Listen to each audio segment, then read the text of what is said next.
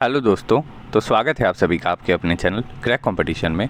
और दोस्तों आज है आपका 12 मई और आज आपके 12 मई के थर्ड शिफ्ट के एमटीएस का एग्ज़ाम कंप्लीट हो चुका है। तो दोस्तों आपके लिए 10 से 15 प्रश्न जो हैं आपके इसमें लाए गए हैं। कम से कम 15 प्रश्न इसमें ऐसे होंगे जो कि आज आपके शिफ्ट में पूछे गए हैं और सारे प्रश्न आपके दोस्तों एक्स्ट्रा फैक्ट्स के साथ हैं। तो ये आपके आने वाले एग्ज़ाम के लिए इंपॉर्टेंट रहेंगे, तो वीडियो को अंत तक देखिएगा। और दोस्तों अगर आप PDF चाहते हैं इस वीडियो की तो आप हमारे डिस्क्रिप्शन में दिए गए टेलीग्राम लिंक को ज्वाइन करके वहाँ से PDF डाउनलोड कर सकते हैं। पहला क्वेश्चन है, महान्यायवादी भारतीय संविधान के किस अनुच्छेद से संबंधित हैं? आपका अनुच्छेद पूछा था, तो अनुच्छेद की बात करें तो हमारा करेक्ट आंसर रहेगा अनुच्छेद 76 से संबंधित है। करेक्ट आंसर आपका 76 रहता। बात करें तो महान्यायवादी जो है वो देश के सर्वोच्च कानून अधिकारी होते हैं, ठीक है। और अगर वर्तमान की बात करें, आपसे अगर सवाल पूछता है कि वर्तमान में भारत के महान्यायवादी कौन है, तो आपका राइट आंसर रहेगा गिरीश चंद्र मुर्मू अभी वर्तमान में भारत के महान्यायवादी हैं।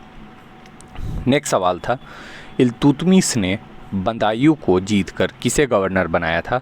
तो इल्तुतमिश जो है जब बदायूं को जीता था तो जीतकर जो है वो दोस्तों कुतुबुद्दीन ऐबक को जो है गवर्नर बनाया था। ऐसे दोस्तों ये क्वेश्चन जो है आपका अच्छे से मिल नहीं पाया है। इस क्वेश्चन को आप लोग कमेंट करके बताइएगा कि आपका क्वेश्चन आखिर था क्या। नेक्स्ट है, दिलवारा जैन मंदिर कौन से धर्म से संबंधित है? ये आपका सवाल पूछा था। तो दोस्तों दिलवारा जैन मंदिर की बात करें तो ये जैन धर्म से संबंधित है। आपके क्वेश्चन में ही आपका आंसर छुपा था। और बात करिए मंदिर कहाँ है, अगर ये आपसे सवाल पूछता है आगे, तो ये आपका राजस्थान के अंदर स्थित है। नेक्स्ट है, भोपाल गैस त्रासदी किस कंपनी में हुआ था? ये आपका सवाल पूछा है कि भोपाल गैस त्रासदी किस कंपनी के अंदर हुआ था। तो दोस्तों इसका राइट आंसर रहेगा यूनियन कार्बाइड कॉरपोरेशन जो है इस कंपनी में इस त्रासदी हुआ था। इससे और सवाल ये बन सकते हैं कि ये त्रासदी हुआ कब था। तो एक सवाल आपका ये है, तो ये 3 दिसंबर 1984 को हुआ था। तो एक सवाल ये आपका बनता है। दूसरा जो कि बहुत ज़्यादा पूछता है SSC कि इस त्रासदी में जो है कौन सा गैस का रिसाव हुआ था, तो ये आप सभी को एकदम ध्यान रखना है। मिथाइल आइसोसाइनाइड जो गैस है उसका इस्तेमाल इसमें उसका रिसाव जो है इसमें हुआ था। नेक्स्ट सवाल है, जीवाणु से कौन कौन सा रोग होता है? ये आपसे सवाल पूछा था। तो जीवाणु की बात करें तो जीवाणु से होने वाले रोग हैं कुछ, pneumonia, cholera, food poisoning, TB। ये सारे जो हैं जीवाणु से रोग होते हैं। वो आपके ऑप्शन के अकॉर्डिंग आपका जो होगा वो आपने सही टिक लगाया होगा। नेक्स्ट देख लेते हैं, कवक से होने वाले रोग यानी कि फंजी से होने वाले रोग की बात करें तो दाद, टीनिया, ये सारे जो रोग हैं वो कवक से होते हैं, ठीक है। या रिंग वर्म जो होता है वो भी दोस्तों आपका कवक से ही होता है। नेक्स्ट है, विषाणु से होने वाले रोग कौन कौन से होते हैं यानी कि वायरस से। तो वायरस की बात करें तो इससे होने वाले रोग पोलियो, कोरोना वायरस और कुछ जुकाम हैं जो कि वायरस से होते हैं। इसके अलावा और भी हैं जैसे एड्स, ये भी क्या होते हैं आपके वायरस से होने वाले डिजीज़ हैं। बात करें प्रोटोजोआ की तो प्रोटोजोआ से जो है मलेरिया होता है, ठीक है। ये आप सभी को ध्यान रखना है दोस्तों। नेक्स्ट सवाल है, भारत का पहला इलेक्ट्रॉनिक मैन्युफैक्चरिंग क्लस्टर किस राज्य में स्थापित किया जाएगा? तो पहला इलेक्ट्रॉनिक मैन्युफैक्चरिंग क्लस्टर की बात करें तो दोस्तों इसका ऑप्शन नहीं मिल पाया है कि ऑप्शन क्या था, बट आप कमेंट करके बताइए कि ऑप्शन क्या था। ऐसे दोस्तों इसका आंध्र प्रदेश जो है पहला मैन्युफैक्चरिंग क्लस्टर जो है वो आंध्र प्रदेश में जो है स्थापित होगा। ये आप सभी को ध्यान रखना है।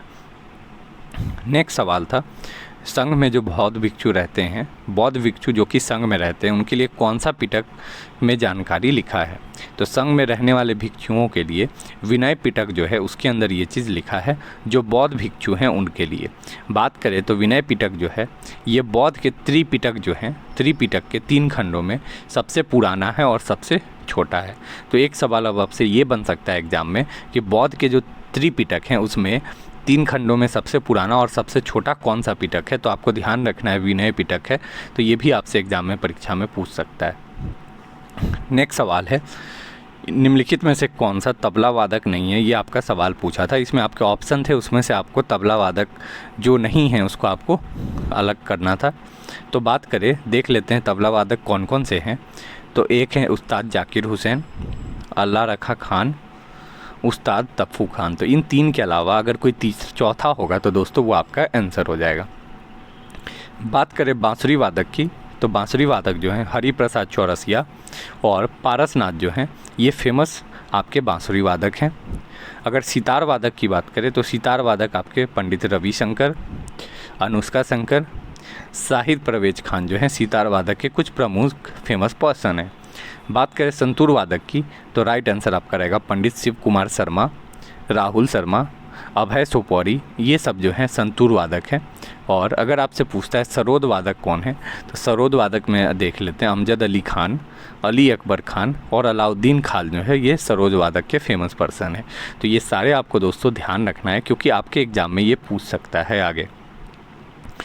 वीडियो में आगे बढ़ने से पहले दोस्तों, अगर आपको ये वीडियो अच्छा लग रहा है यहाँ तक, तो दोस्तों इस वीडियो को लाइक करें और अपने दोस्तों के बीच शेयर करें जिनका भी आगे वाले शिफ्टों में एग्ज़ाम है। और अगर दोस्तों आप पहली बार आए हैं इस चैनल पे, तो इस चैनल को सब्सक्राइब करके बेल आइकन का बटन दबा दें, ताकि आपको इस चैनल से रिलेटेड सारे अपडेट्स मिलते रहें। ठीक है, तो बात करें मुस्लिम लीग की स्थापना जो है वो किस वर्ष हुई थी, ये आपसे सवाल पूछा था। तो मुस्लिम लीग की स्थापना जो है 1906 में हुई थी। आपका करेक्ट आंसर 1906 हो जाएगा। ये कब हुई थी, तो 1905 में जब गरम दल और नरम दल जब बंटा था, उसके बाद जो है इसकी स्थापना हुई थी। बात करें तो वकार उल मुल्क जो है मुस्लिम लीग के पहले अध्यक्ष बने थे, तो ये सवाल भी आपसे बनता है। इसके अलावा इसकी स्थापना किसके द्वारा की गई, अगर ये पूछा जाए तो आगा खान के द्वारा जो है इसकी स्थापना की गई थी। और अगर आपसे ये सवाल पूछता है कि मुस्लिम लीग का लाहौर अधिवेशन कब हुआ था, तो ये 1940 में हुआ था। तो ये भी आपको ध्यान रखना है। तो यहाँ से 3 सवाल आपके जो हैं एक्स्ट्रा बनते हैं, एक्स्ट्रा फैक्ट से आप सभी को ध्यान रखना है। नेक्स्ट है, भारत में सबसे ज़्यादा बोली जाने वाली भाषा कौन सी है? दूसरे नंबर पे सबसे ज़्यादा बोली जाने वाली भाषा कौन सी है? तो पहले नंबर पे तो आप सभी को पता है हिंदी है। दूसरे नंबर पे जो है बंगाली आती है दोस्तों, तो बंगाली आपका बिल्कुल करेक्ट हो जाएगा। ये आपके 2011 के जनगणना के अनुसार जो डाटा है उसके अकॉर्डिंग ये आपका आंसर है। नेक्स्ट है, लच्छू महाराज का संबंध किस नृत्य से है? तो दोस्तों नृत्य से आपके सवाल हर शिफ्ट में पूछे जा रहे हैं, तो आपको नृत्य को अच्छे से पढ़कर जाना है। तो लच्छू महाराज की बात करें तो कथक नृत्य से इनका संबंध है। ठीक है, और कथक कहाँ का शास्त्रीय नृत्य है, तो ये आपका सवाल बनता है। तो ये आपका उत्तर प्रदेश का शास्त्रीय नृत्य है। और कुल 8 शास्त्रीय नृत्य जो हैं अभी तक इंडिया के अंदर हैं।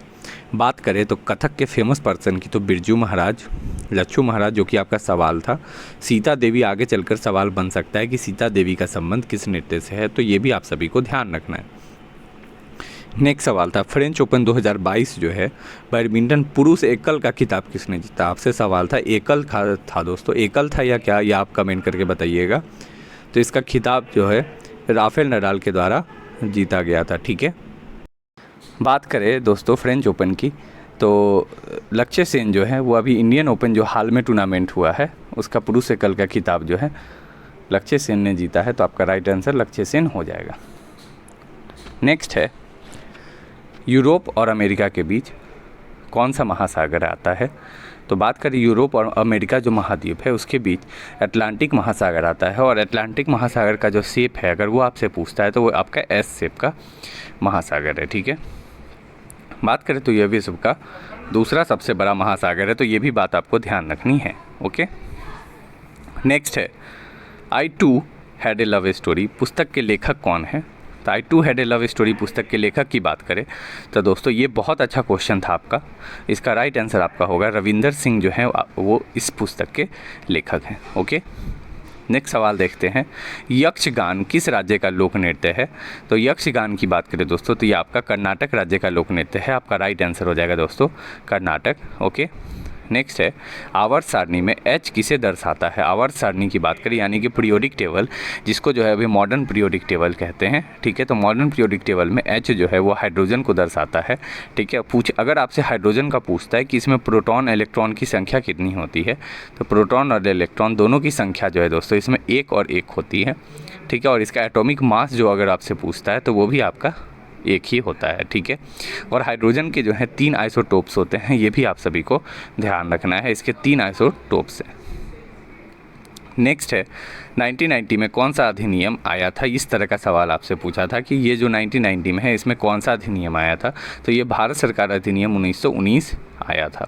हो सकता है इसमें सवाल आपका दूसरा ये पूछा हो कि 1990 अधिनियम को क्या दूसरे नाम से क्या कहा जा सकता है, क्या कहा जाता है? तो आपका राइट आंसर हो जाएगा मॉन्टेग्यू चेम्सफोर्ड सुधार जो है इसे कहा जाता है। नेक्स्ट सवाल दोस्तों आपका था, पश्चिम बंगाल की सबसे ऊंची चोटी पूछा था। ये सवाल दोस्तों आपका बहुत अच्छा सवाल था।